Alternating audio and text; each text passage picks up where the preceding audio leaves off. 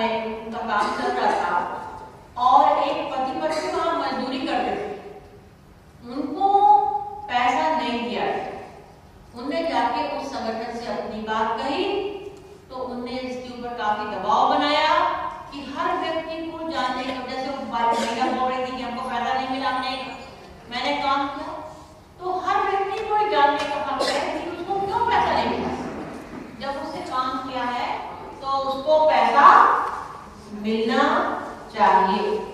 इसके लिए प्रश्न उठता है कि क्या करेंगे। हम बहुत सरल भाषा में हमने आपके लिए ये हिंदी में बनाया है। आपको एक्ट की बहुत ज्यादा गहराई में जाने की आवश्यकता नहीं है, आपको इतनी जानकारी होना चाहिए कि आप एक्ट का उपयोग कैसे कर सकती हैं। आपको ध्यान देने की सिर्फ इतनी बातें जरूरी है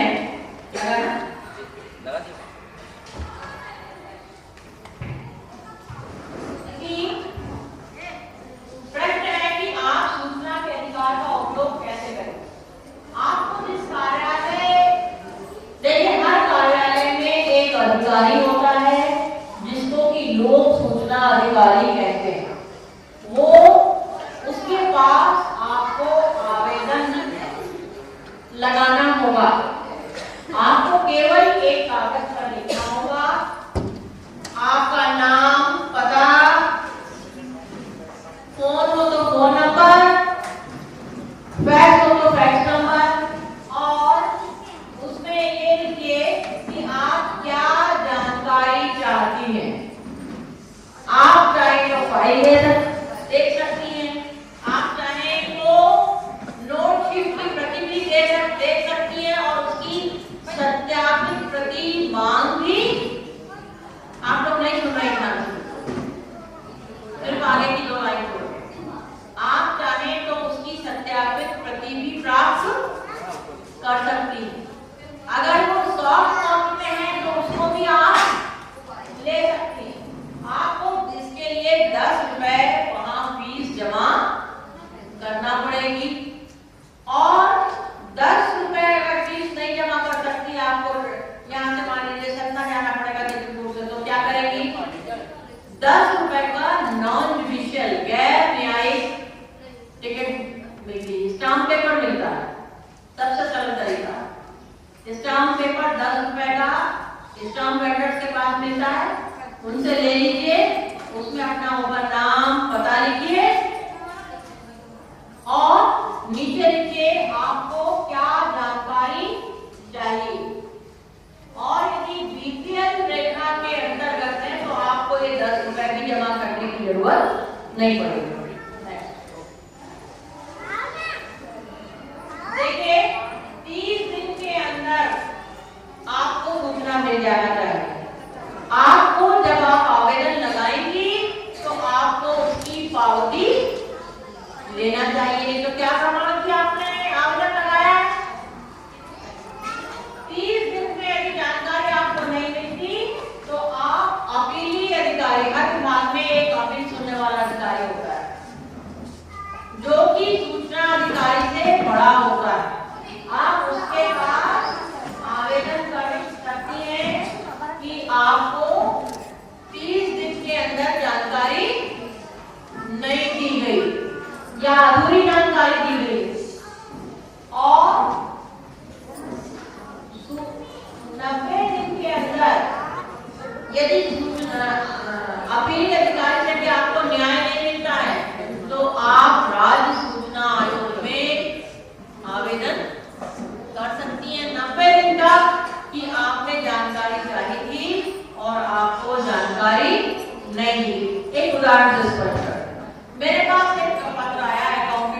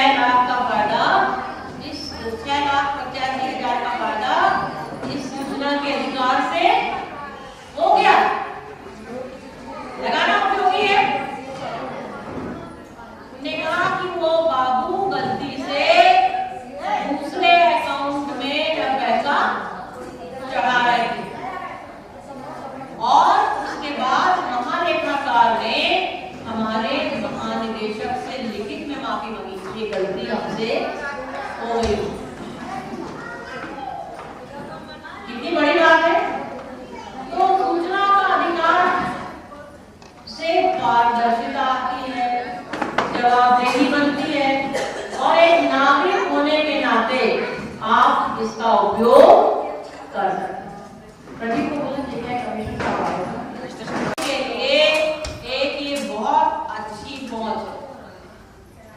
पानी रखा है बीकर में, हमारा ही है पर हम उसको पी नहीं सकते थे क्योंकि लंबी पहुंच वाला पक्षी उसको पी नहीं सकता।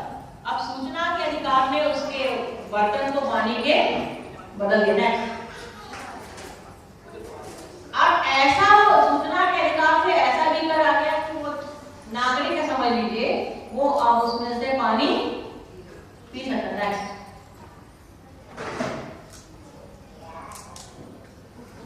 स्वयं प्रकटीकरण के अंतर्गत विभागीय मैनुअल में कौन सी जानकारी शामिल की जाए उसका विस्तृत ब्यौरा सूचना के अधिकार की धारा 4 में दिया गया है। आप चाहे तो नोटशीट पढ़ लें, आप चाहें तो आदेश की प्रति ले सकती हैं।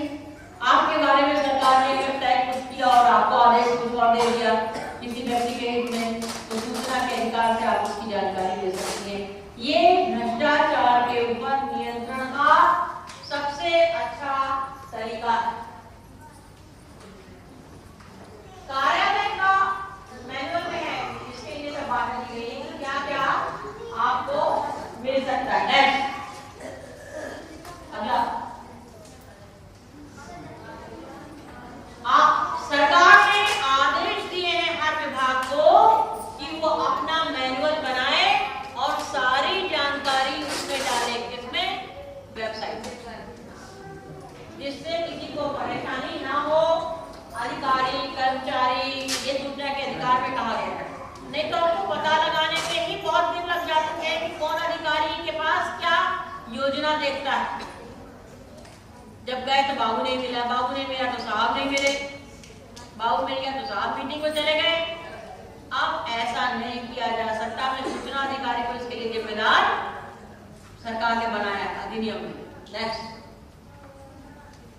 कार्यालय की कार्य पद्धति की जानकारी भी इसमें होना चाहिए कि कार्य क्या होते हैं, किस कमरे में क्या होगा, क्या क्या अधिकार विभाग के पास है, कार्यालय की विजिट, कितना पैसा खर्च किया जाता है, कार्यालय में किस योजना में कितना दिया जाता है, और जो राशि प्राप्त हुई है उसका किस तरह उपयोग किया है।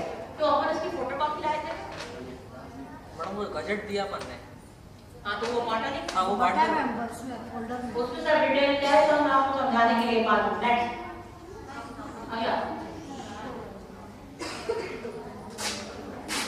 उसके देखिए कार्यालय में सूचना का पहुंच करने संबंधी जानकारी यह है कि कार्यालय में जाकर अधिकारी से लेके आपको आवेदन देना होगा या डाक से आप गैर सरकारी स्टाम्प पे, गैर न्यायिक स्टाम्प पत्र पे भी रजिस्ट्री से या किसी व्यक्ति के द्वारा दे सकती। पर एक बात ध्यान रखिए, आपको कॉपी लेना बहुत जरूरी है और विभागों को आदेश दिए कि वो अपने कार्य क्षेत्र की डोमेन की जानकारी वेबसाइट पर रखें।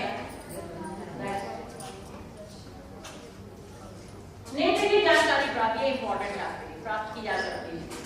इसी कार्यालय में जो डॉक्यूमेंट है, जो भी कागज पत्र है, रिकॉर्ड की फोटोकॉपी की प्रमाणित प्रति आपको मिलेगी। और अगर आपने जानकारी मांगी वो 20 पेज है तो आपको पत्र आएगा, कहा जाएगा कि आप फोटोकॉपी का पैसा जमा कर दीजिए। 2 रुपए प्रति कॉपी रेट तय किया गया है। आप जब पैसा जमा कर देंगी तो आपको उतनी फोटोकॉपी दे दी जाएगी। ये हुई ना ऑथेंटिक जानकारी। अगर कंप्यूटर में है तो आप उसकी सीडी भी मांग सकती हैं। आप अगर केवल अवलोकन करना चाहती हैं तो उसका भी रेट है 50 रुपए घंटा। 2 घंटे देखना हो तो 100 रुपए जमा कर दीजिए, करना पड़ेंगे। 1 घंटे में जितना देखना है तो फिर 50 रुपए जमा कर केवल देखना कर। कभी कभी हमें कंस्ट्रक्शन में शक होता है कि पुलिया में दरार पड़ गई तो उसके नमूने भी सैंपल के रूप में आप देख सकते हैं।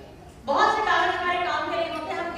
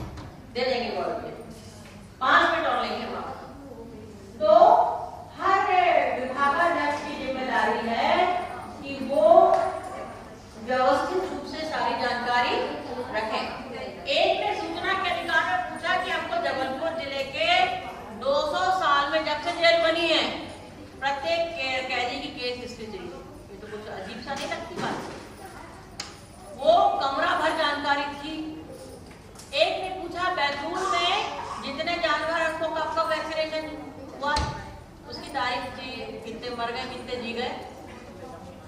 ऐसे प्रश्नों का उत्तर बहुत संभाल कर सूचना अधिकारी के लिए दिया जाता है। वो पहले पूछते हैं किस अवधि की जानकारी आपको चाहिए, जो जरूरी है उतना ही देना है। गलत या भ्रामक जानकारी देने पर या समय पर उपलब्ध नहीं कराने की जिम्मेदारी किसकी है जी? सूचना अधिकारी की। सूचना अधिकारी को जिम्मेदार बना दिया है। वो आपको जानकारी समय पर, जो आपकी जिला पंचायत में भी सूचना अधिकारी होगा कोई, जो समय पर आपको सारी जानकारी देगा। नहीं देने पर उसको 250 रुपये रोज जुर्माना हो जाएगा। 30 दिन तक अगर उसने जानकारी आपको नहीं दी तो उसको कितना जुर्माना होगा। अभी भिन्न की मुरैना की एक महिला बाल विकास अधिकारी ने समय पर जानकारी नहीं दी तो उसको 25,000 रुपए का जुर्माना भरना पड़ा। एक तहसीलदार को 21,000 रुपए का जुर्माना। अब लगा ना कि आपके पास बहुत बड़ा पावर आ गया है। नेक्स्ट ये अगर हम लोग सूचना अधिकारी से जानकारी मांगते हैं तो हमको 10 रुपए जमा करना पड़ेगा। अगर जानकारी नहीं मिलने पर हम शिकायत करते हैं, अपील करते हैं तो 50 रुपए जमा करना पड़ेगा। और अगर अपील से भी हमको संतोष नहीं है कि हमको समय पर सही जानकारी नहीं मिली तो हम आयोग जो भोपाल में है, श्री पद्मपाणी तिवारी आपके ही क्षेत्र के हैं, सीधी के, वो वहां पे मुख्य सूचना आयुक्त हैं। मैंने भी शिकायत की कि मैंने किसी के बारे में जानकारी मांगी थी, मुझे जानकारी सही नहीं दी गई। मैं कहाँ गई, पहले आए अपीली अधिकारी के पास गई। अपीली अधिकारी ने जब से हमको संतोष नहीं हुआ तो हम कहाँ गए, मुख्य सूचना आयोग में। मुख्य सूचना आयुक्त के सामने चले आए। 90 दिन में मुख्य सूचना आयुक्त से निपटारा हो जाएगा। नेक्स्ट 2 रुपए की वो बात कही गई है, 2 रुपए प्रति पेज। नमस्ते। और सीडी और सीए तो 50 रुपए में, यदि आपको सीडी चाहिए तो 50 रुपए। और निरीक्षण अवलोकन करने के लिए 50 रुपए पर घंटा। आप चाहती हैं कि आप कृषि विभाग में जाके अवलोकन करें कि महिलाओं की योजना इतनी कुछ फायदा बोलेगा, आप देखना चाहेंगे कि क्या क्या कार्रवाई हो रही है, तो उसका आपको मिलेगा, जमा करना होगा 50। नेक्स्ट आवेदन लिखित हो, लोक सूचना अधिकारी को संबोधित किया जाए और क्या जानकारी चाहिए ये स्पष्ट रूप से लिखना चाहिए। क्यों शब्द का प्रयोग मत करिएगा, इसमें प्रश्न नहीं कर सकते, केवल जानकारी ही मांग सकते। मैं ऐसा नहीं पूछ सकती कि मेरा प्रमोशन क्यों किया गया, क्यों नहीं किया गया। मैं पूछूंगी मेरे प्रमोशन के संबंध में क्या स्थिति है, इसकी जानकारी दे। समझ आ गई ना बात आपको? क्यों प्रश्न नहीं कर सकते, आपको अपना पूरा पत्राचार का इसमें पता आवेदन में लिखना होगा। पहले तो उसका पता जिससे जानकारी लेना है, दूसरा क्या जानकारी चाहिए, और तीसरी बात आपको लिखना है अपना पता, और चौथी बात आपको लिखना है जो पैसा आपने जमा किया है उसकी रसीद का नंबर। अगर नॉन जुडिशियल स्टाम्प पे किया है तो उसका नंबर। नेक्स्ट इसमें ये बात कही है कि आप लोक सूचना अधिकारी की जिम्मेदारी है, वो आगे को ले आइए, जो कमिश्नर साहब आगे बढ़ाते जाओ, एक भैया आप जरा बढ़ाते जाओ भैया प्लीज। तो आपको ये सब लोक सूचना अधिकारी की जिम्मेदारी है कि आपने जो आवेदन दिया है उसको जांचे कि कहीं आपने गलत तो नहीं दिया, क्योंकि हम में से अधिकांश लोग नहीं पढ़े लिखे हैं, ज्यादा नहीं लिख सकते हैं कि सही क्या लिखना है क्या नहीं लिखना। तो वो आपकी मदद करेगा जब आप ऑफिस में जाएंगी कि इस तरह से आवेदन लिखिए, उसकी जिम्मेदारी है। और ऐसा नहीं है कि आपको लिखने नहीं आता तो आप प्रश्न भी नहीं उससे सूचना नहीं ले सकते, उसकी जिम्मेदारी है कि वो आपकी संबंधित करें। और जब आपने आवेदन दे दिया और ये भी वो बताएगा कि आप जो जानकारी ले रही हैं आपने आधी बात लिखी है, वो आपसे बात पूरी करवाएगा। और पावती लेना बहुत जरूरी है। यदि आप गलत ऑफिस में पहुंच गई, आप उद्योग की जानकारी चाहती हैं, आप कृषि में पहुंच गई, तो वो बताएगा, वो मार्गदर्शन देगा कि नहीं इस कार्यालय से संबंधित नहीं है, इसका कार्यालय वहां पर। नेक्स्ट,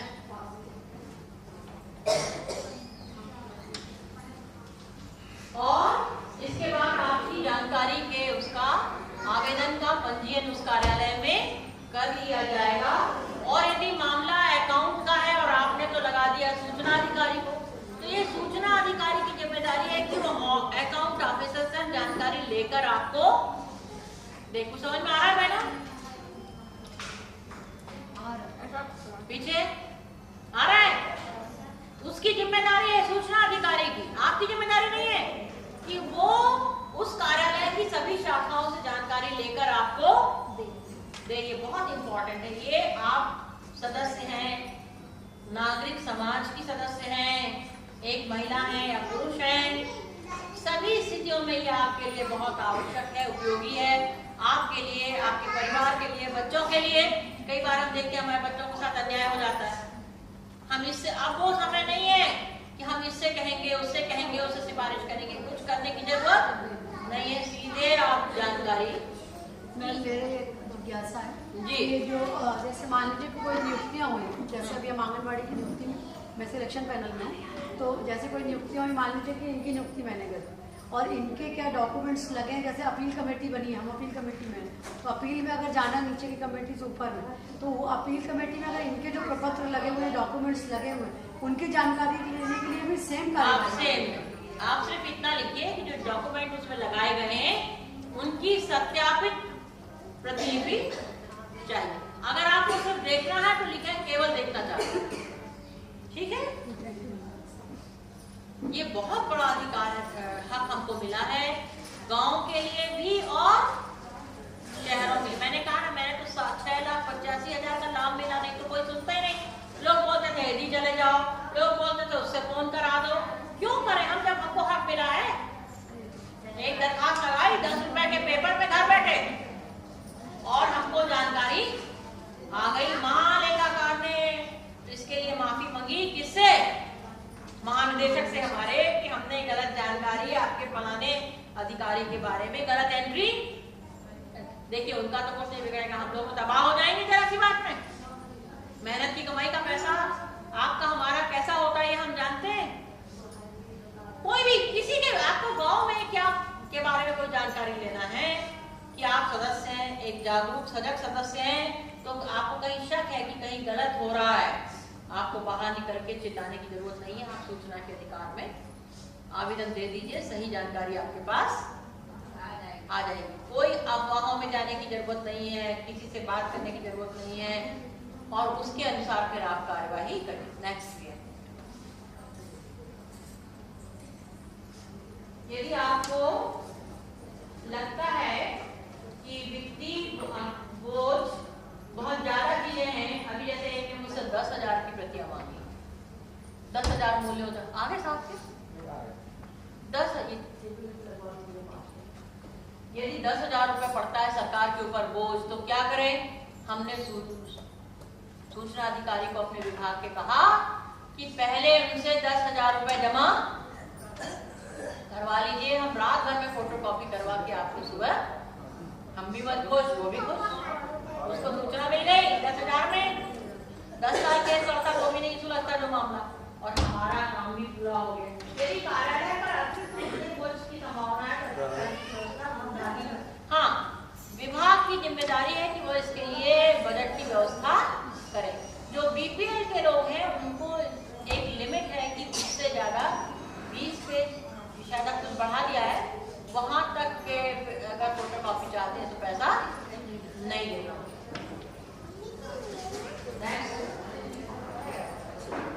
कोई हमने आपको बात बता दी, आप ये तय कर लें कि आप क्या देखना चाहते हैं पहले। ऐसा ना हो कि 1 घंटा निकल जाए, 50 रुपए जमा हो जाए और आप सही जानकारी ना लें। नेक्स्ट,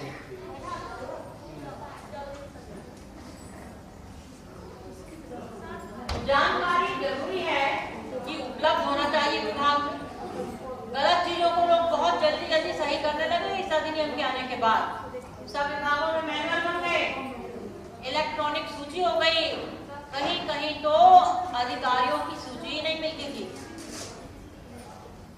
3 घंटे घूम के भोपाल के कार्यालय में जाके मुझे वहां का सिटीजन चार्टर नहीं मिला। सूचना के अधिकार में तुरंत जानकारी मिली और ऑफिस में जहां से आप जानकारी लेंगे वहां रजिस्टर होगा, आपकी बकायदे बंदी की जाएगी। नेक्स्ट एक टेबल लगवा दीजिए सीधा। नेक्स्ट कर दिया। तो केवल ऐसे बंद कर दीजिए इसका। ऐसे मामलों की जानकारी नहीं ली जा सकती जिनके मामले कोर्ट में चल रहे हो, जो सेना से संबंधित हो, जो अंतरराष्ट्रीय मुद्दे हो। समझ रहे हैं ना? देखिए हमारे बीच में बहुत महत्वपूर्ण सत्र है जिसकी हमको कल से प्रतीक्षा थी। हमारे बीच में माननीय श्री बस्तौर साहब आयुक्त रीवा संभाग हैं। हमने आपसे निवेदन किया कि आपकी जिन योजनाओं को आप संचालित करते हैं वो इतने प्रभावी तरीके से क्रियान्वित होती है, तो प्रभावी क्रियान्वयन और उसके लिए दूसरी इकाइयों से कैसे समन्वय स्थापित करें, इसके लिए क्या करना चाहिए, इस पर आपसे चर्चा करेंगे। ध्यान से सुनिए, आपको अपनी योजनाएं तो बहुत दे दी है, पर कोई फायदा नहीं अगर उसमें आपने सामंजस्य स्थापित करके उनका क्रियान्वयन नहीं है। सर आप सबको मेरा नमस्कार। मुझे उम्मीद है कि कल का दिन आपके लिए काफी उपयोगी रहा होगा और आपने बहुत सारी बातें यहाँ जानी होगी। हम सब लोग हमेशा से ये जानते हैं कि सरकार बहुत तरह की योजनाएं चलाती है, और जब योजना बनती है तो बहुत अच्छे उसके उद्देश्य होते हैं, कागज के ऊपर वो योजना बहुत अच्छी दिखती है, पर जैसे जैसे उसका क्रियान्वयन होता है, गांव में जब हम जाते हैं तब हम देखते हैं कि उसका जो मूल रूप था वो गांव में जाते जाते बिल्कुल बदल गया, कुछ और तरीका दिखने लगता है। और इसका सबसे अच्छा उदाहरण है पंचायती राज व्यवस्था, जिसकी आप सब सदस्य हैं।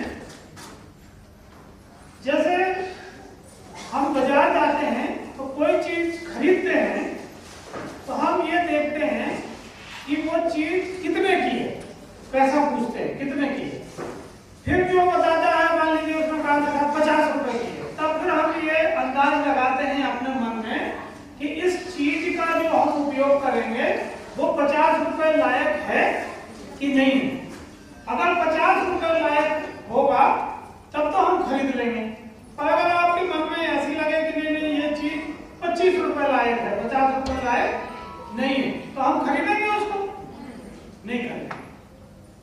और मुझे आप बताइए कि कितने लोगों ने पिछला पंचायत चुनाव जब लड़ा था तब ये समझा था कि पंचायत में चुन के जाएंगे तो उनके क्या अधिकार है, क्या कर्तव्य है? कितनी महिलाओं ने ये पूछा था चुनाव लड़ने के पहले? एक मैडम ने पूछा था। और पीछे जितनी पंच सरपंच दूसरे जनपद जिले की महिलाएं हैं, कितनी महिलाओं ने चुनाव लड़ने के पहले ये पूछा था कि साहब हमें क्या के लिए चुनाव लड़ना है, क्यों हम वहां जा रहे हैं? किसी ने नहीं पूछा। अब जब किसी ने नहीं पूछा तो हमने पंचायत से एक बड़ी उम्मीद लगा ली कि जब हम चुन जाएंगे तो एक आपने अंदाज से एक उम्मीद लगा ली कि ये करेंगे, वो करेंगे, ऐसा करेंगे, फिर वो नहीं हो पाया। तो जब आज आप 4.5 साल, 4.5 साल बाद देखते हैं तो आपको संतुष्टि नहीं आती उससे। क्या आती है? नहीं आती। आपको लगता है कि ये समय आपका बेकार चला गया। जब आपको ये लगता है कि बेकार चला गया तब आप उसमें कुछ बहाना खोजते हैं। बहाना क्या खोजते हैं कि साहब अधिकारियों ने सहयोग नहीं किया, हमारा सचिव ठीक नहीं था, कोई कहेगा हमारा सरपंच ठीक नहीं था, वो हमें आगे नहीं बढ़ने देना चाहता है, ऐसे हम लोग बात करते हैं। कोई कहेगा कि साहब वो हम फलानी पार्टी के हैं और हमारा जो कमेटी थी वो उसके मेंबर दूसरी पार्टी के हैं। अब ये जितनी भी बातें हम कर रहे हैं इसमें हम कभी ये नहीं देखते हैं कि हमें कितनी योग्यता है या नहीं है। अगर हम ये देख लें, जैसे हम बाजार में कोई चीज खरीदते हैं और उसका मोल भाव, उसकी उपयोगिता देखते हैं, इसी तरह हमें देखना चाहिए कि जब हम किसी संस्था के लिए चुनाव लड़ते हैं तो वहां हमारी भूमिका क्या होना चाहिए। जैसे एक बार में चमन होना चाहिए, भूमिका चमन होना चाहिए। हाँ, पर जैसे सबका अलग अलग रोल होता है, ठीक है। जैसे कोई नाटक होता है, रामलीला होती है, तो कोई रामचंद्र जी का पाठ करता है, कोई सीता जी का करता है, कोई रावण का करता है। अब किसी का अगर पाठ तय ना हो कि कौन रामचंद्र जी का डायलॉग बोलेगा और कौन लक्ष्मण जी का पाठ करेगा, हनुमान जी कौन बनेगा, तो कैसी होगी रामायण? अच्छी होगी।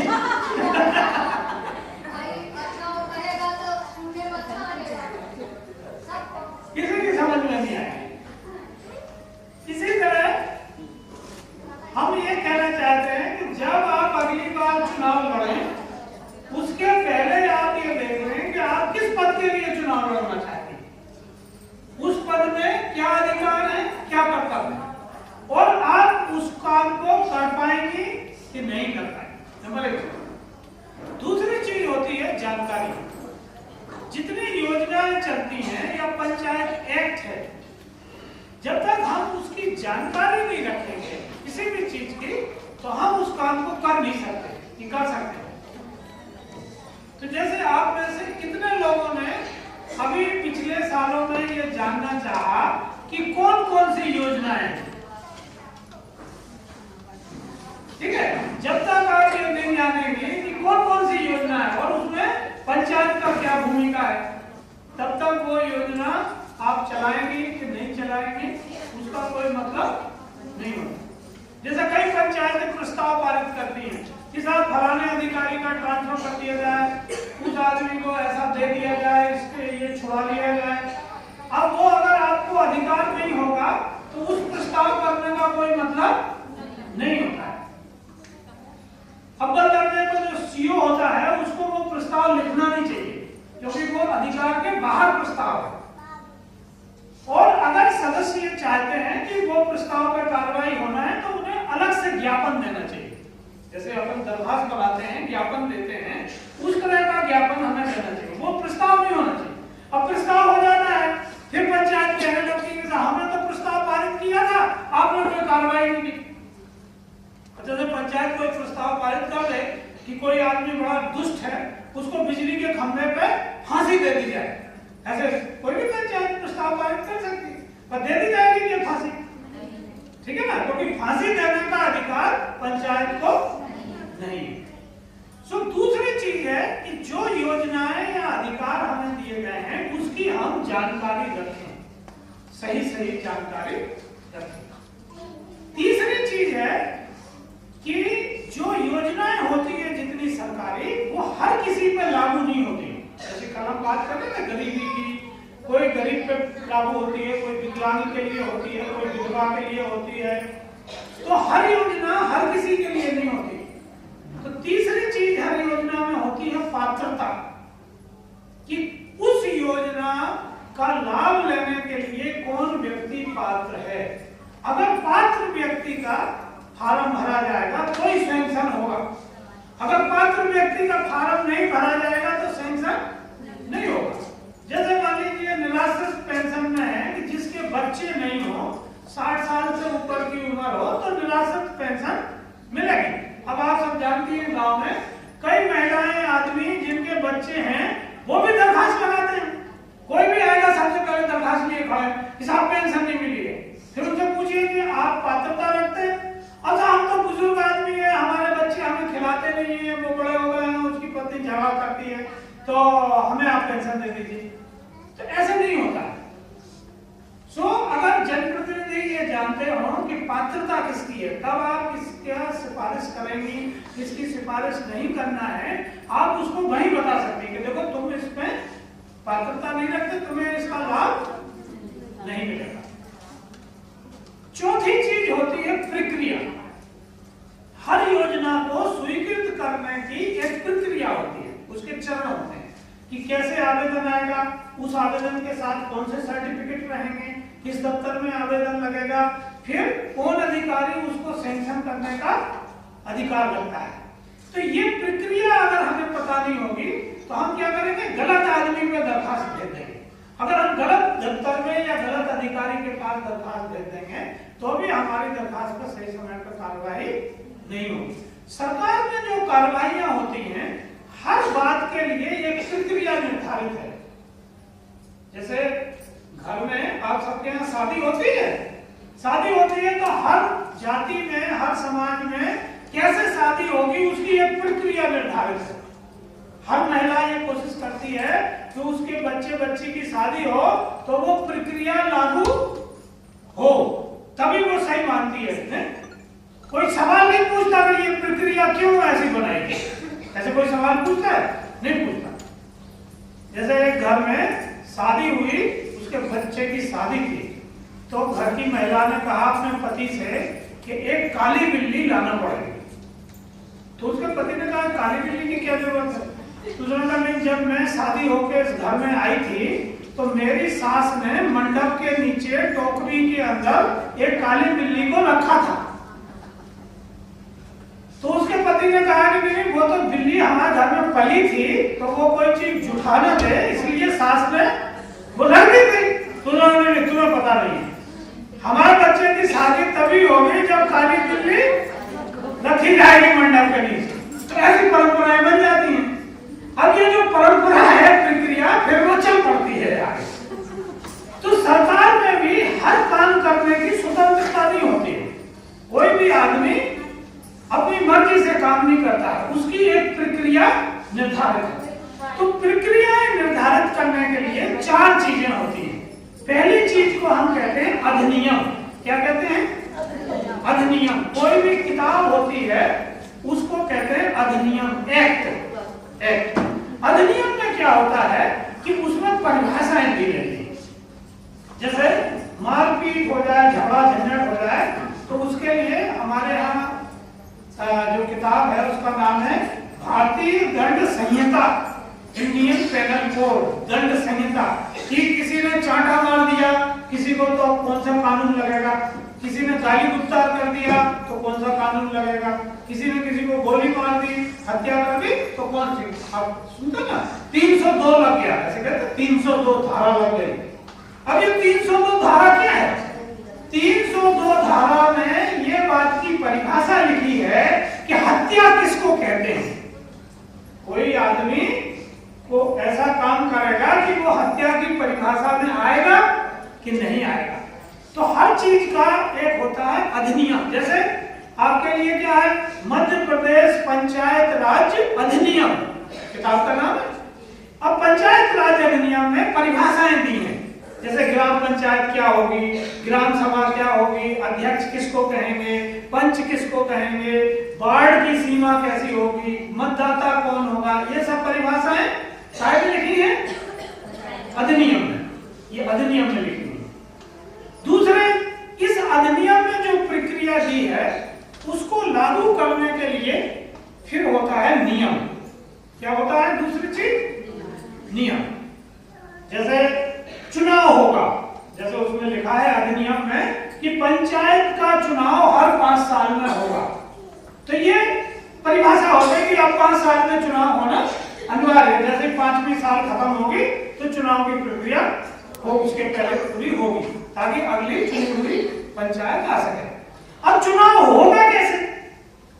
विज्ञापन कैसे निकलेगा, मतदाता सूची कैसे बनेगी, वोट कैसे डलेंगे, आदमी खड़ा कैसे होगा, गिनती कैसे होगी वोटों की, तो ये प्रक्रिया होती है। ये प्रक्रिया ये कायदे लिखी रहती है नियम। तो हर अधिनियम का एक नियम होता है। तो जैसे पंचायत निर्वाचन नियम, ऐसे अब जो चुनाव अभी होगा वो कायदे अधीन होगा, नियम के अधीन। नियम में जो प्रक्रिया लिखी है उस प्रक्रिया में चुनाव होगा। जैसे लिखा है कि साहब वोट 9 बजे से 4 बजे तक डलेंगे, तो अब 9 बजे से 4 बजे तक ये आदमी वोट डाल सकता है। ऐसा नहीं कि कोई 8 बजे पहुंच जाए या कोई 6 बजे जाके साहब वोट डला लीजिए। तो नियम होते हैं। फिर नियम में भी कई बार समस्याएं आ जाती हैं, लोगों को नियम समझ में नहीं आता, क्लिष्ट होता है, कठिन होने से समझ में नहीं आता। तो उसके लिए फिर गवर्नमेंट समय समय पे चिट्ठियां निकालती है, जिसको कहते हैं परिपत्र, सर्कुलर आदेश निकलते हैं। ऐसे कहते हैं, जब आप लोग बात करते होंगे तो सीओ साहब आपका बताता होगा कि साहब ये आदेश आया है सरकार का, ऐसे कहते हैं ये काम नहीं होगा, ये आदेश में ऐसा लिखा है।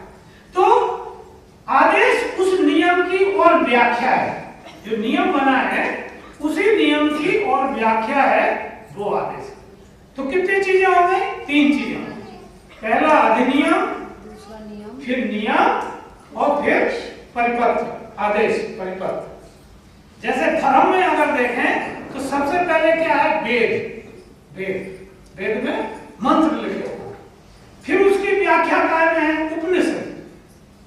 उपनिषद तक आप जानते हैं। फिर उसकी और सरल भाषा में व्याख्या काय है? पुराण। पुराण है, उसमें किससे कहानियां हैं। तो पर वो काय को परिभाषित करते हैं, वेद में जो लिखा है उसी को सरल भाषा में किस्से में समझाना। जैसे मैं आपको बोलता हूं, मैंने आपको शादी का उदाहरण दिया बिल्ली का, तो सब महिलाओं की समझ में आ गई कि नहीं? ठीक है। इस तरह से ये सरकार में प्रक्रिया निर्धारित होती है।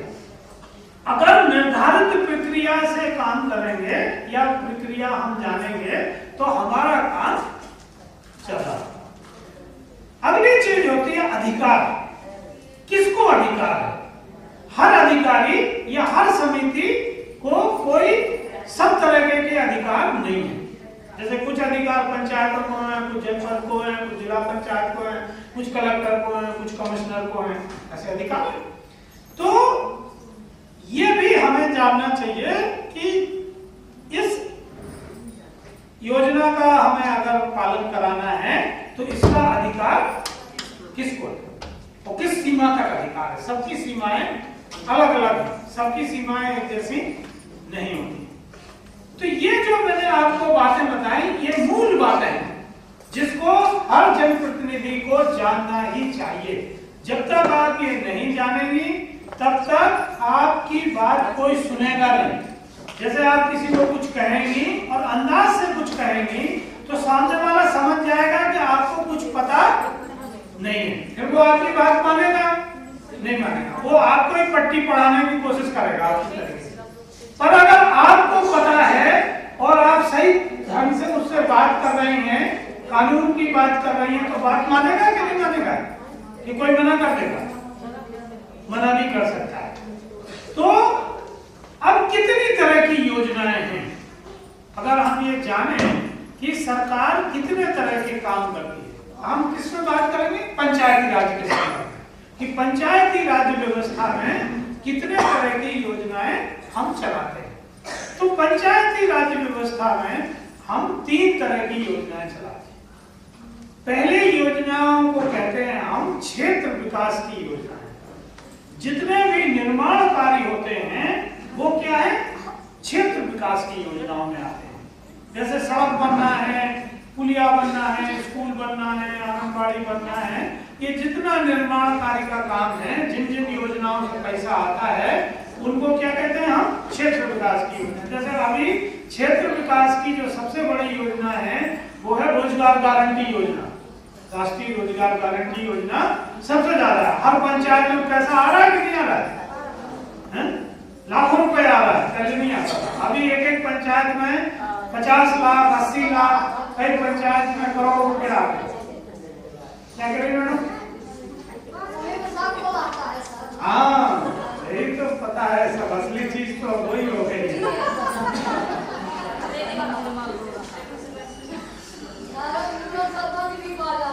हाँ, सब बजाता कि नहीं? इसीलिए अब कोई आदमी जनपद और जिले का चुनाव नहीं लड़ना चाहता। अगली बार हम काय का चुनाव लड़ेगा? सब सरपंच का। हाँ, हमारे समस्या समाप्त कर देना चाहिए। अभी मैं उस पर बात करूंगा, अभी बात करूंगा। सिवाय अनुमोदन के पक्का हाँ कर दिया। तो पहली जो योजना है जो पंचायती राज व्यवस्था के तहत चलती है वो है क्षेत्र विकास की योजना। तो एक जनप्रतिनिधि होने के नाते आपको ये पता होना चाहिए कि हमें किस तरह की निर्माण कार्य कराना है, किस तरह की प्राथमिकता देना है। तो ये कैसे पता होगा?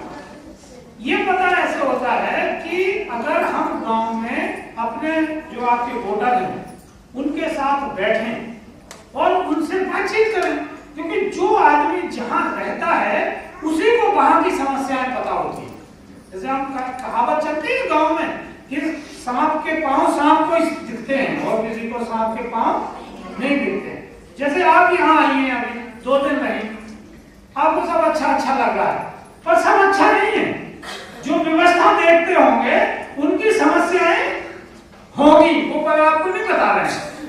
तो जैसे अपन गांव में जाते हैं, टूर पे जाते हैं कहीं, फिर अपन उनको सलाह देने लगते हैं, तुम ये बनवा लो, तुम ये कर लो।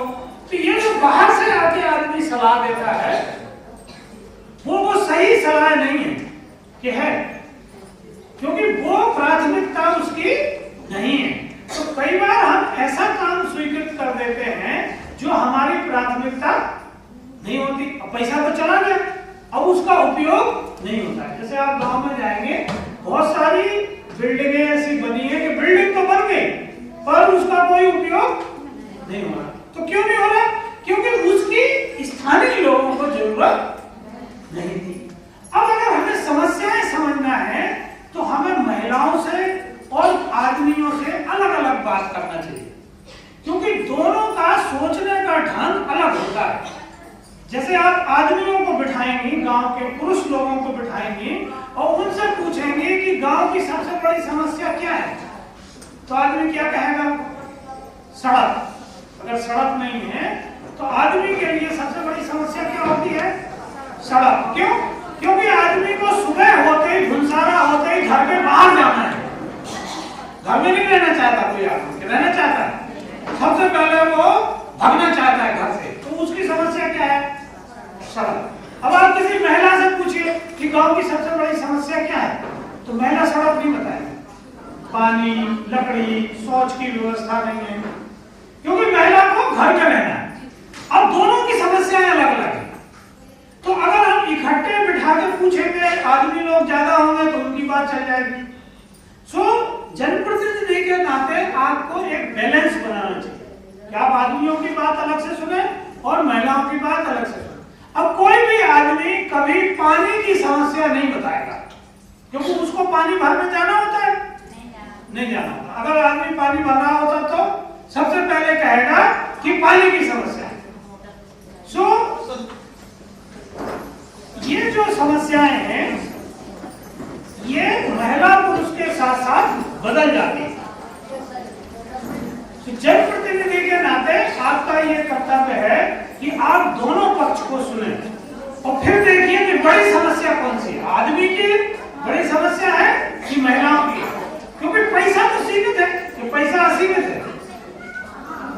हर साल जो बजट बनता है उसमें पैसा सीमित है, सब काम इकट्ठे नहीं कर सकते। सो आपको तय करना होगा कि साहब इस साल ये काम करेंगे, अगले साल दूसरा काम।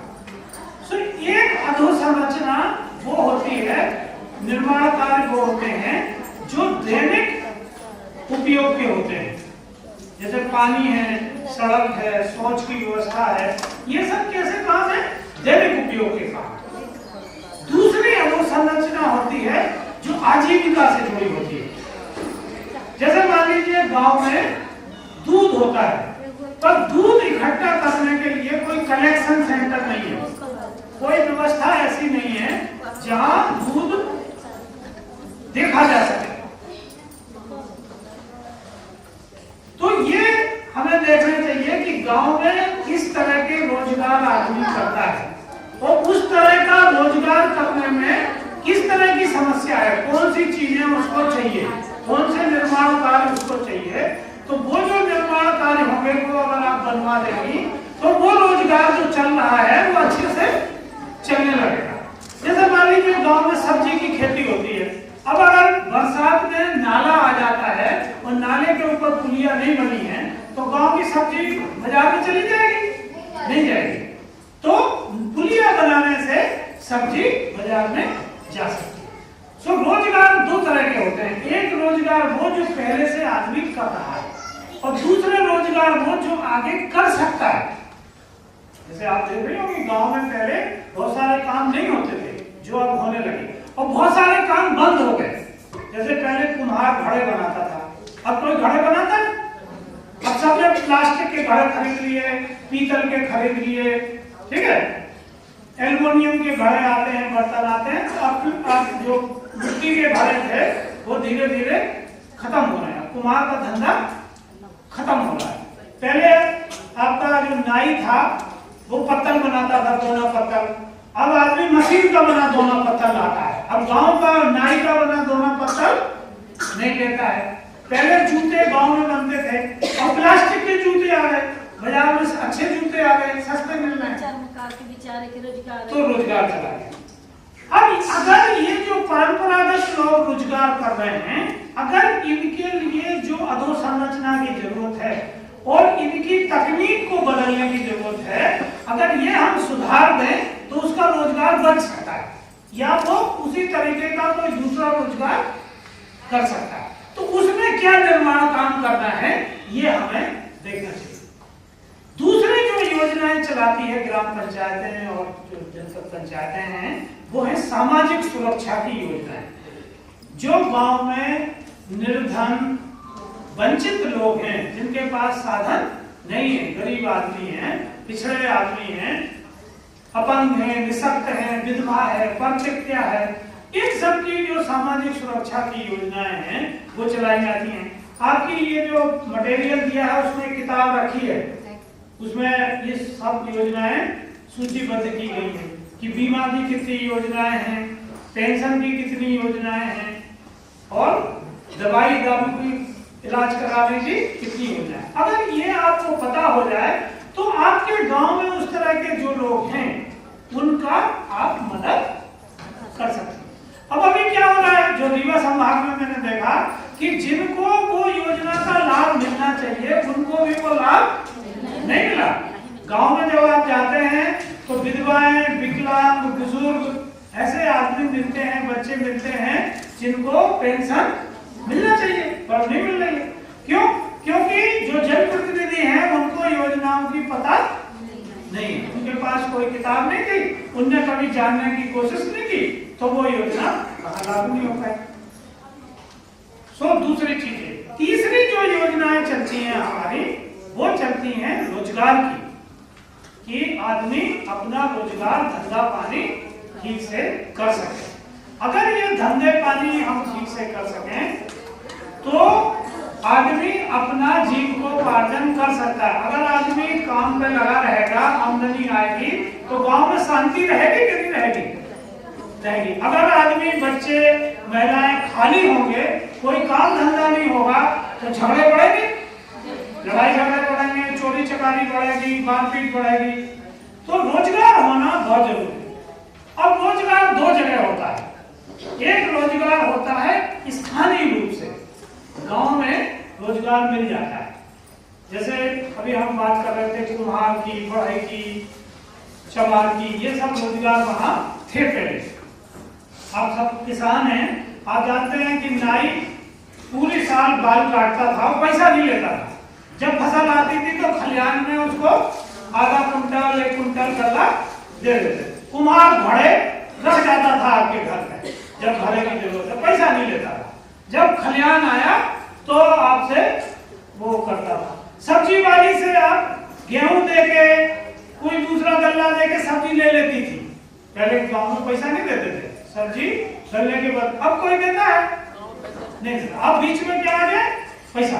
अब सबको पैसा चाहिए, पैसा दोगे तो वो देगा। नाई तब बाल बनाएगा जब उसको पैसा मिलेगा। अब वो फसल का इंतजार नहीं करता, वो सिस्टम टूट गया।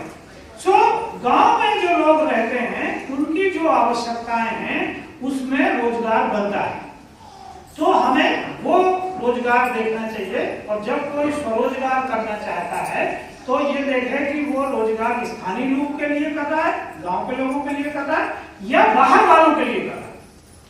दूसरा रोजगार कहाँ निकलते हैं? बाहर। जैसे हम कल भी आपको समझा रहे थे कि जो बड़ा बाजार है वो कहाँ है? शहरों में। तो वो वहीं रहकर भी रोजगार कर सकता है, वहां से बाहर जा भी सकता है। अभी तक ये माना जाता था कई सालों तक कि पलायन करना, गांव से बाहर जाना बुरी चीज है। आप अखबारों में पढ़ते भारी पलायन हो रहा है, सरकार विफल हो गई, ऐसे कहते हैं। अब जैसे ये जो हम लोग मंच पे बैठे हैं, ये वही रोजगार करते हैं जहां पैदा हुए थे या कहीं बाहर कर रहे हैं? अब आपके सीओ साहब तो सत्ता में पैदा नहीं हुए, कलेक्टर साहब यहाँ के नहीं है, बाहर से आए। तो इनने पलायन किया कि नहीं किया अपने गांव से? अब इनके लिए ये पलायन लाभदायी रहा कि नुकसानदायी रहा? क्यों? तो जो गांव का आदमी अगर शहर में जाता है तो उसके लिए नुकसानदायी कैसे हो सकता है? तो पलायन बढ़ाना चाहिए कि कम करना चाहिए? बढ़ाना चाहिए। पर दो तरह के पलायन होते हैं। एक को कहते हैं मजबूरी बस किया गया पलायन। क्या कहते हैं? मजबूरी में किया गया पलायन। जैसे आप गर्मियों में या जब बरसात में काम नहीं होता है गांव में, तो आप बस स्टैंड पर, रेलवे स्टेशन पर देखते हैं कि हजारों हजार परिवार अपना बीवी बच्चा लेके शहरों में जा रहा है।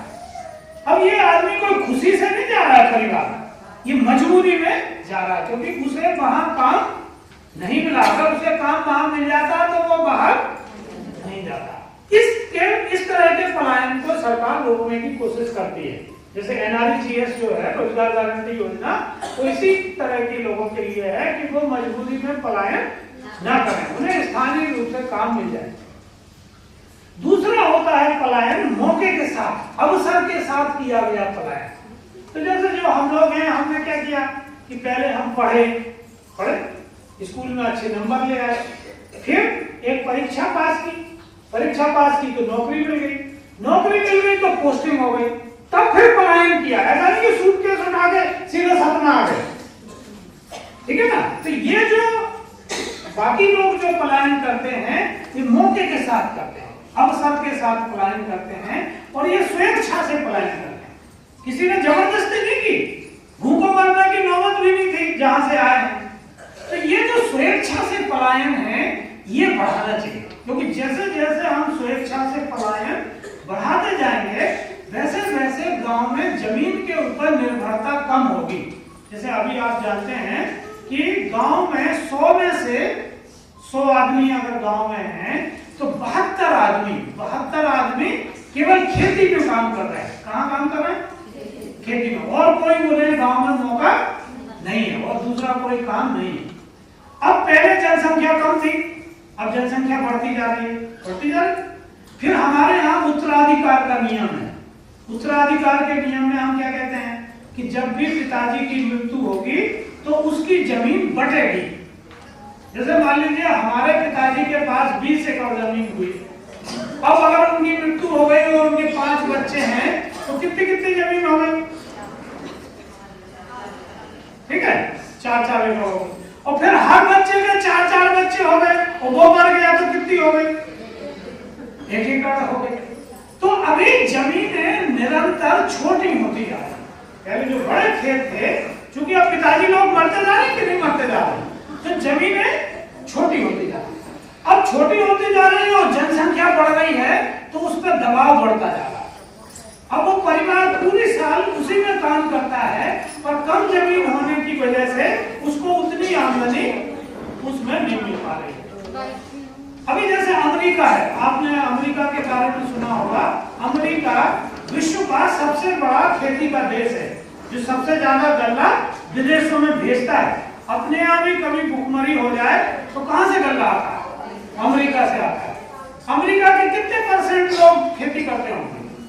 जैसे हमने आपसे कहा कि हमारे यहाँ 72% लोग खेती करते हैं। आप अंदाजा लगाइए अमेरिका के कितने % खेती करते होंगे?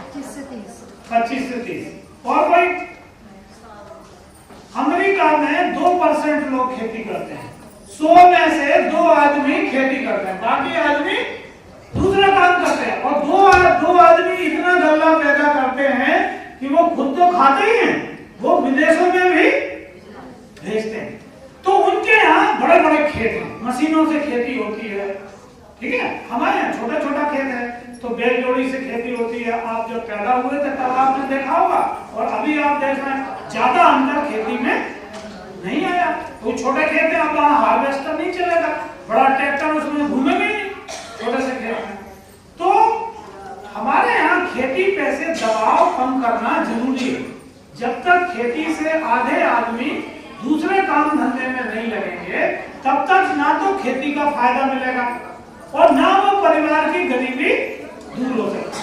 तो अब इसमें जो पंचायतें हैं वो क्या कर सकती हैं? पंचायतें ये व्यवस्था कर सकती हैं कि लोगों को ऐसा मौका दें कि वो ट्रेनिंग ले लें।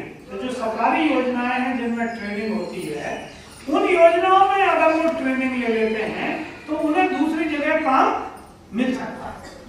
जैसे अभी मैं सदगुरु सेवा ट्रस्ट गया था देखने, वहां हम लोग अभी 35-36 बच्चियों को, लड़कियों को ट्रेनिंग दे रहे हैं, काहे की नर्स की ट्रेनिंग। अब वो कहां से आएंगे? सतना, रीवा, सीधी की लड़कियां हैं, वो यहाँ ट्रेनिंग ले रही हैं। अब वो साल भर ट्रेनिंग ले लेंगी तो उन्हें नौकरी मिल जाएगी। तो अब नौकरी मिल जाएगी तो खेती फिर उसको करने की जरूरत नहीं रहेगी, तो वो खेती के बाहर आ जाएगी। तो ऐसे अगर हम पंचायतों में ये व्यवस्था देखें कि कितने पढ़े लिखे बच्चे बच्चियां हैं जिनको हम ट्रेनिंग दे सकते हैं। कई तरह की ट्रेनिंग होती है, जैसे ड्राइवरी की ट्रेनिंग है, सिक्योरिटी गार्ड की ट्रेनिंग है, दुकानों में काम करने की ट्रेनिंग है, नर्स की ट्रेनिंग है, घर में खाना बनाने की ट्रेनिंग है, घर में नौकरानियां काम करते हैं, खाना बनाने की ट्रेनिंग है। फिर थोड़ा और पढ़े लिखे हो तो कंप्यूटर की ट्रेनिंग है, लिखने पढ़ने की ट्रेनिंग है, सर्वेयर की है, सुपरवाइजर की है। कई तरह की मशीनें चलती हैं, ईसीजी मशीन चलाते हैं, अल्ट्रासाउंड चलाते हैं, आंख जांचने की मशीन है। तो इनमें पढ़े लिखे लड़कियां ट्रेनिंग पा जाएंगे तो वो काम कर सकते। अभी इस तरह पंचायतों का ध्यान नहीं है। तो ये 3 तरह की जो योजनाएं हैं, अगर तीनों तरह की योजनाओं पे आपका ध्यान होगा, क्षेत्र विकास की योजनाएं, फिर सामाजिक सुरक्षा की योजनाएं और व्यक्ति विकास की योजनाएं, इन तीनों योजनाओं में अगर आप ध्यान देंगे तभी आपकी पंचायत में एक संतुलित विकास हो सकता है। जब तक संतुलित विकास, सब चीजों पर ध्यान नहीं देंगे तो संतुलित विकास नहीं होगा। अभी क्या हो गया है, जब से NREGS आ गया है, रोजगार गारंटी योजना, सभी सरपंच उसी में लग गए। अब वो ठेकेदार हो गए, वो सरपंच नहीं बचे। क्या हो गए? ठेकेदार। कभी वो एस्टीमेट बनवाने सब इंजीनियर के पीछे भागता है, कभी वो मास्टर रोल लेने सीओ साहब के दफ्तर जाता है, फिर चेक निकलवाने जाता है, उसी में घूमता रहता है। और जिनकी पत्नियां हैं सरपंच, उनके पति लगे रहते हैं, वो पत्नी का रजिस्टर उसी ने रख लिया है, सील सिक्का उसी ने रख लिया है, बैंक ब्लॉक में सत्य प्रतिलिपि बना देता है और पत्नी के खुद ही दस्तखत लिख देता है कमलाबाई, और सरपंच की सील लगा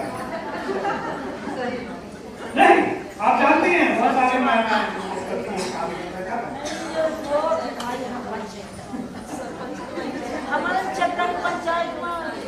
तो ये जो सरपंच है ये ठेकेदार नहीं है।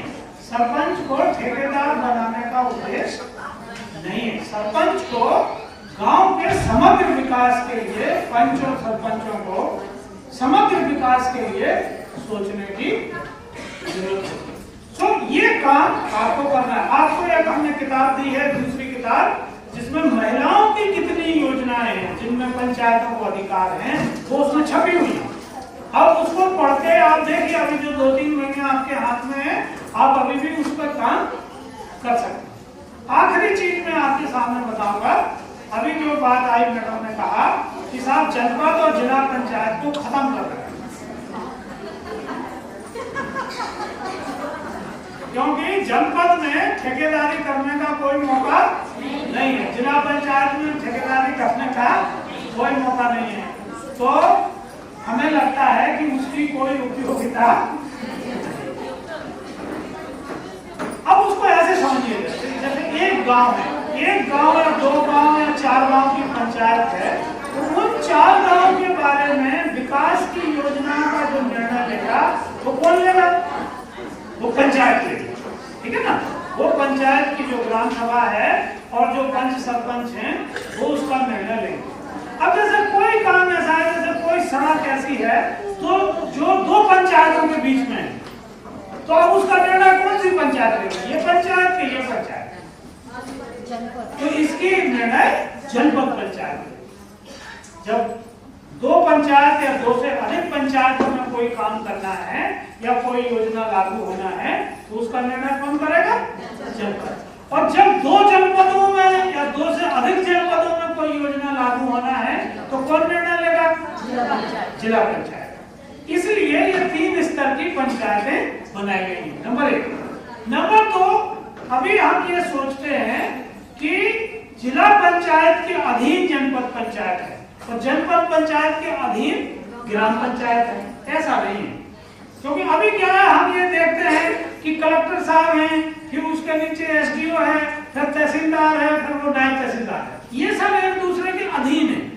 तो हमें लगता है कि पंचायतें भी उस तरह से अधीन है। पंचायतें अधीन नहीं है, तीनों पंचायतें स्वतंत्र इकाई है। ग्राम पंचायत जनपद के अधीन नहीं है, जनपद पंचायत उसको कोई दादागिरी नहीं कर सकती। इसी तरह जिला पंचायत, जनपद जो पंचायत है वो जिला पंचायत के अधीन नहीं है।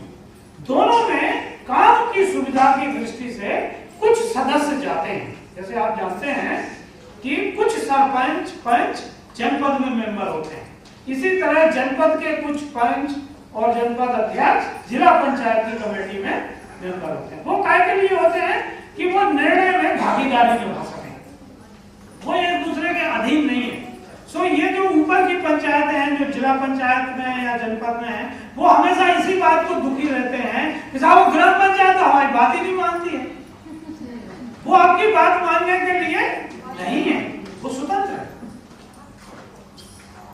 पंचायत एक्ट में एक और चीज आपको देखना पड़ेगी कि पंचायत एक्ट में किसी एक को अधिकार नहीं है। अगर आप एक्ट पढ़ें, चाहे वो ग्राम पंचायत हो, चाहे जनपद हो, चाहे जिला पंचायत हो, ना तो वो सीओ को अधिकार है और ना अध्यक्ष को अधिकार है। सभी अधिकार कमेटियों को दिए गए हैं। किसको दिए हैं? कमेटियों को। तो कमेटियों में जनप्रतिनिधि भी है और अधिकारी भी हैं, दोनों से मिलकर कमेटी बनती है। अकेली ना अधिकारियों की कमेटी निर्णय ले सकती, ना जनप्रतिनिधियों की कमेटी। अब अगर इनमें सामंजस्य नहीं होगा, इनमें एका नहीं होगा, तो काम होगा नहीं होगा। और अभी ऐसे ही हो गया है। अभी किसी पंचायत को आप ले लीजिए, बहुत कम पंचायतें ऐसी होंगी जहां अधिकारियों के और जनप्रतिनिधियों के झगड़े ना हो, नहीं तो झगड़े चल रहे हैं। चल रहे हैं?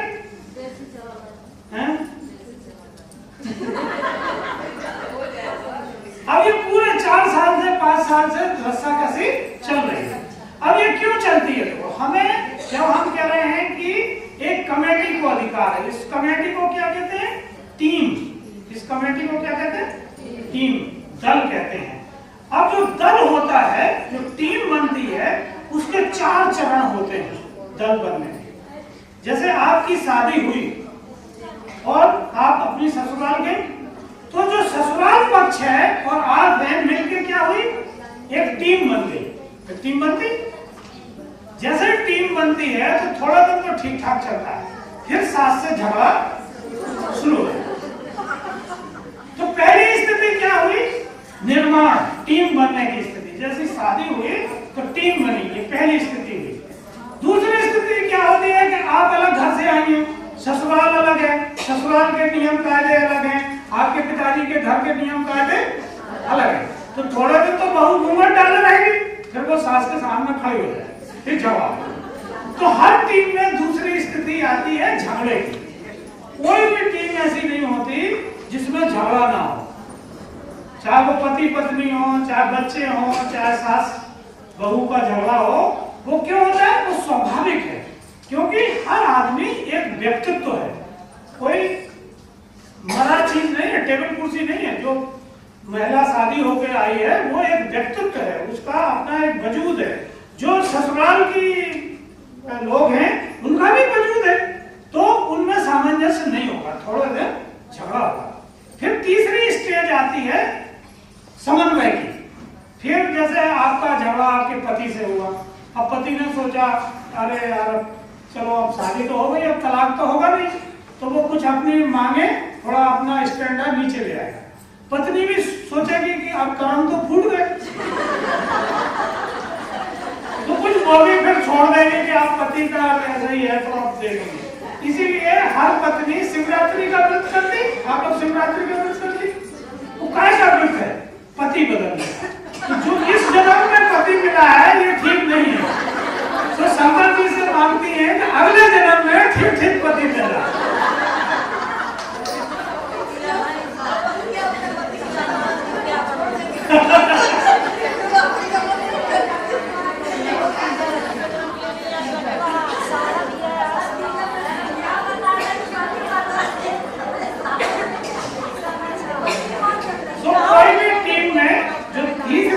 होती है वो समझौते की होती है, सामंजस्य की स्थिति होती है। जब सामंजस्य बन जाता है तब चौथी स्थिति आती है काम करने की। ठीक है, तो ये 4 स्थितियां हो गई। इसको अंग्रेजी में कहते हैं फॉर्मिंग, स्टॉर्मिंग, नॉर्मिंग और परफॉर्मिंग। ठीक है, निर्माण, झगड़ा, समझौता, फिर काम। अब जो इसका ये क्या है, मनोवैज्ञानिक स्थितियां हैं, इसका कोई टाइम नहीं है कि इतने दिन में निर्माण होगा, फिर इतने दिन तक झगड़ा चलेगा, फिर इतने दिन में समझौता होगा, फिर काम होगा।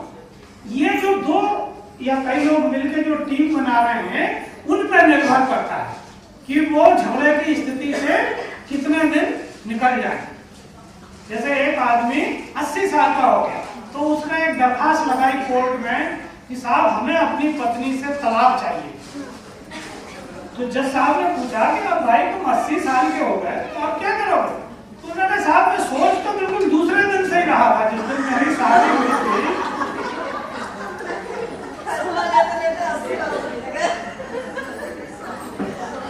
तो इसी तरह आप जैसे भी जिन पंचायतों में झगड़े चल रहे हैं वो तभी सोच रहे थे कि झगड़ा नहीं करेंगे, पर वो झगड़ा खत्म नहीं हुआ और अगला चुनाव आ गया। तो अगली बार अगर आप चुन के आते हैं तो आपको ये समझना चाहिए कि कितनी जल्दी आपको झगड़ा खत्म करना। जब तक आप झगड़ा खत्म नहीं करेंगे तब तक वहां काम नहीं होगा, वहां पर झगड़ा ही चलता रहा है। इसी तरह देखिए, जो सरपंच हार जाता है, जैसे 10 वोट से 25 वोट से कोई हार गया और कोई आदमी जीत गया, तो जो जीता, जो हारा हुआ सरपंच है वो पूरे 4 साल से शिकायत कर रहा है जीते हुए सरपंच नहीं कर रहा। कहीं कोई मौका मिल जाए, कलेक्टर साहब को दरखास्त देगा, मंत्री जी को देगा, कोर्ट में केस लगा देगा, अखबार में विज्ञापन छपवा देगा कि भारी भ्रष्टाचार करता है। क्यों? तो वो क्या कोशिश कर रहा है कि आप सफल ना हो सके ताकि अगली बार उसको मौका मिले। क्योंकि जनता अगर आपसे नाराज रहेगी तो अगली बार वोट देगी आपको नहीं देगी।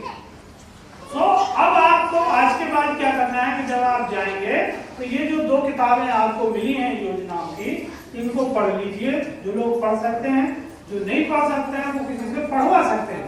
और कोशिश करिए कि जो पात्र लोग हैं आपके, जहां आपको चुनाव लड़ना है, वहां उनको वो सुविधाएं अभी 2 महीने में मिल जाए जो मिल सकती है। तो इससे एक तो आपकी छवि सुधरेगी, लोगों की, गरीब लोगों की मदद हो जाएगी। दूसरे कि आपको वो आदमी अगली बार फिर से वोट भी देगा कि ये मेरा मेहनत की भाई, इसको तो अगला मौका मिलना चाहिए। तो हमें ये कुछ बेसिक चीजें मैं आपके सामने रखना चाहता था कि सरकारी योजनाओं को चलाने में जितनी आवश्यकता कर्मचारियों की है उतनी ही आवश्यकता जनप्रतिनिधियों की है, उतनी ही सहभागिता जनप्रतिनिधि की है। जैसे आप सब लोग जीप में बैठ के आए हैं, अगर मान लीजिए जीप में एक टायर छोटा हो और एक टायर फुल भरा हो हवा से, तो ठीक चलेगी? नहीं चलेगी। दोनों टायर जब एक जैसे नहीं होंगे तब तक जीप चलेगी नहीं।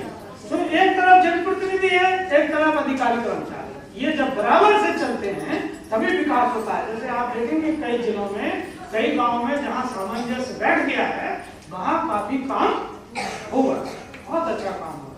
सो ये हमें ध्यान में रखना चाहिए कि हम क्या करना चाहते हैं, अपने इलाके में कौन सी योजनाएं लाना चाहते हैं, कौन सी योजनाएं। ठीक है, धन्यवाद।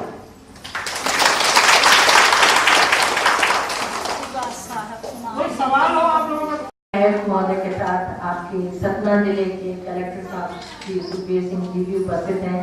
आप ये कहते हैं साहब ये रोजगार गारंटी थे, जो रोजगार गारंटी के बारे में आप बोलती हैं तो ये बताइए कि कौन से सरकार रोजगार गारंटी चलाया है?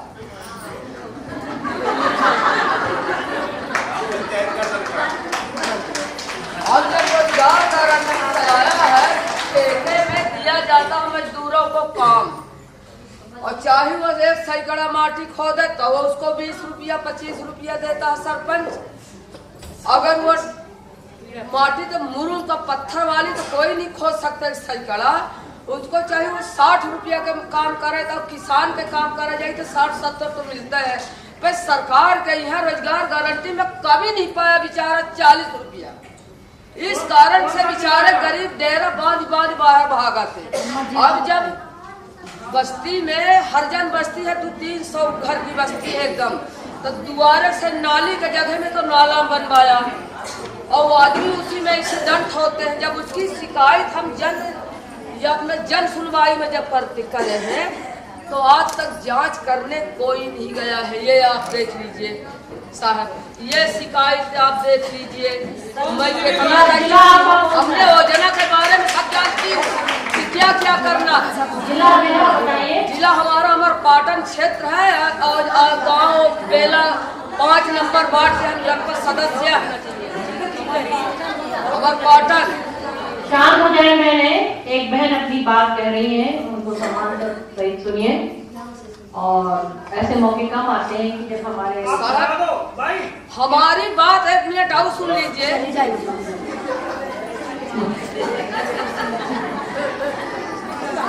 ये साहब जो शांति रहे आप लोग।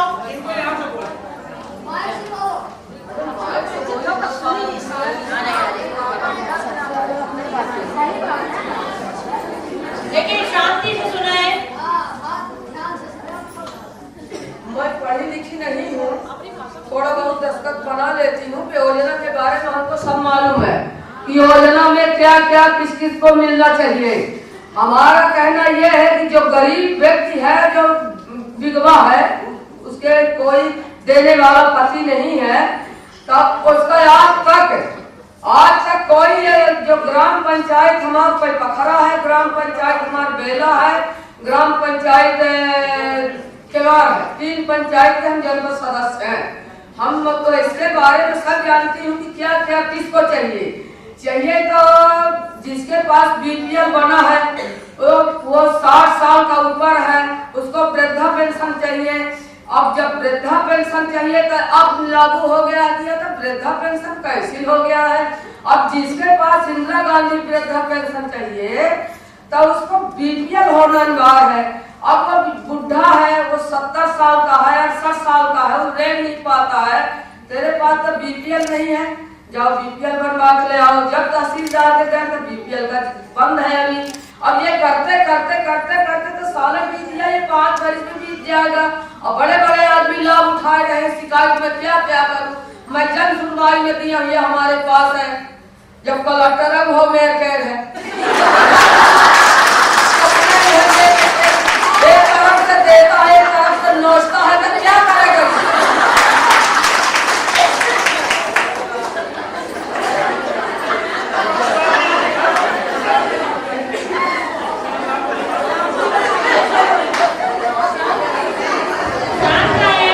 देखिए, हमारी एक बहन ने अपनी आवाज उठाई, अच्छा लगा और अपनी समस्या सामने रखी।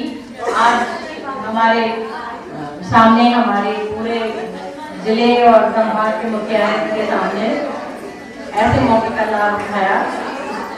अब हम अगले इसमें अपनी कार्यवाही शुरू करते हैं। हमारे बीच में है श्री मंगेश त्यागी, जिस परियोजना के अंतर्गत हम आज कार्यक्रम आयोजित कर रहे हैं, उसके नोडल अधिकारी श्री मंगेश त्यागी। हमने आपसे निवेदन किया है महिला सशक्तिकरण, बड़ा भारी शब्द है सशक्तिकरण, महिला सशक्तिकरण और समन्वय पर आपसे चर्चा करें।